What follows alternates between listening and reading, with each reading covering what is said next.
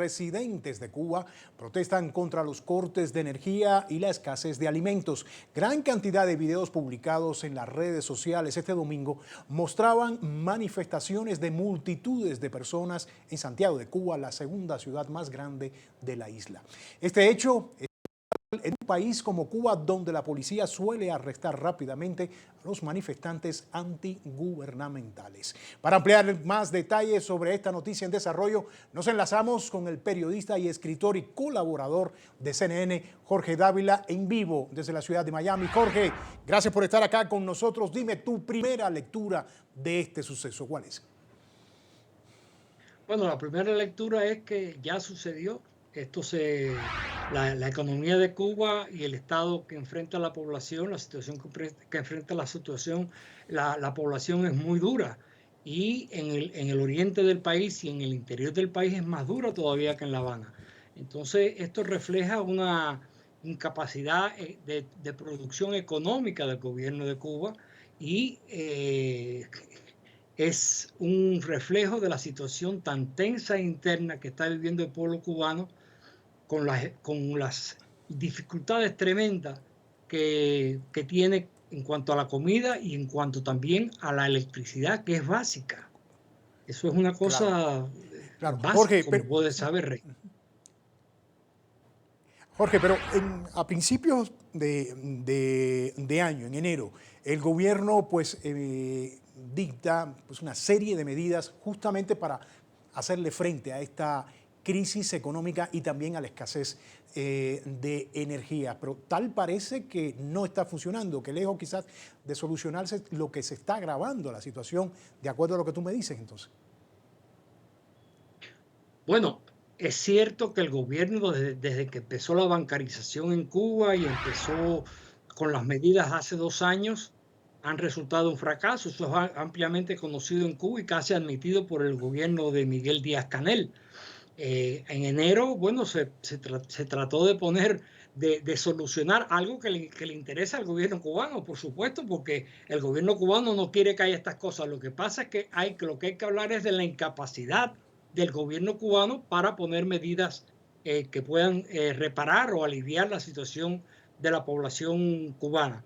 El gobierno cubano también habla del embargo norteamericano y de los daños del embargo norteamericano, pero yo creo que en este momento el embargo es cierto, por supuesto, y el embargo es dañino, por supuesto, y el embargo financiero es dañino también, pero la capacidad del gobierno para mantener a su pueblo no solamente bien alimentado o digamos más o menos alimentado, y sobre todo en el plano médico. El plano médico en Cuba también está en una crisis tremenda, tremenda. Yo hablo constantemente en Cuba, viajo a Cuba cada 4 o 5 meses y la situación en los hospitales y con las medicinas es muy dura también porque no hay medicinas en Cuba, no hay medicinas. Y me llama la atención también, Jorge, que se da casi a un mes de que el gobierno cubano anunciara cambios en su gabinete económico. Sí, esto es algo también que trae mucha confusión. Mucha confusión Claro. en las personas que desean estar informadas y a las personas que le interesa esto, que no es todo el mundo, porque no todo el mundo en Cuba conoce al exministro Gil ni muchas cosas, pero recientemente yo conversaba con un amigo que vino aquí a Miami y le dije, ¿qué tú interpretas de lo que está pasando? Y me dijo, Jorge, por primera vez yo estoy desconcertado.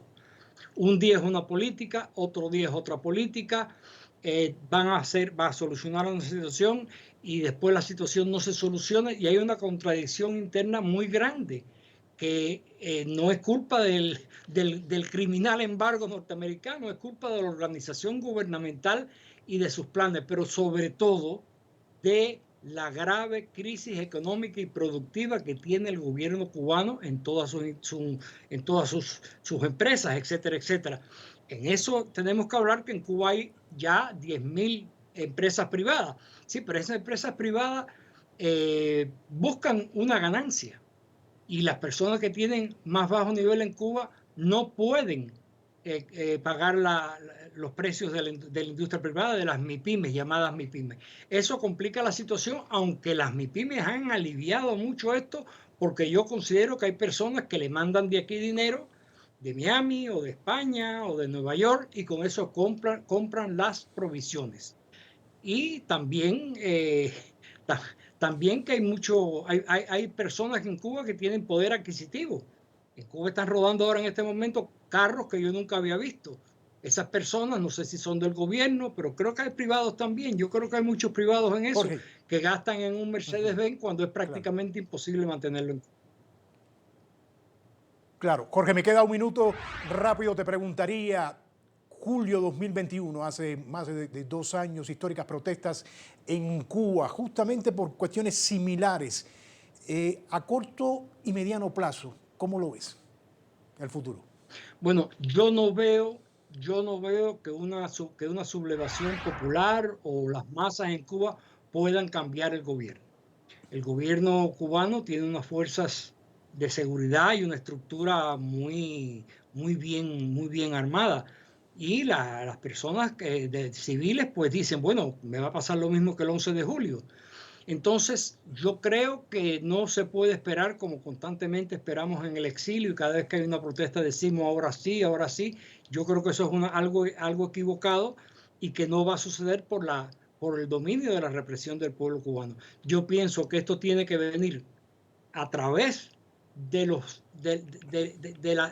la pugna de los diferentes personas y, ¿cómo se llama? Y políticos que están a un lado y a otro de una gran polémica en Cuba en este momento, que es abrirse o mantenerse cerrado. Esa es la gran contradicción de Cuba en este momento y por lo que está sufriendo el pueblo cubano, por un gobierno que no sabe Pues vamos a ver. cómo hacer las cosas ni dónde ir. Vamos a ver qué pasa. Gracias. Gracias, Jorge. Jorge Dávila, periodista y escritor y colaborador de CNN desde Miami.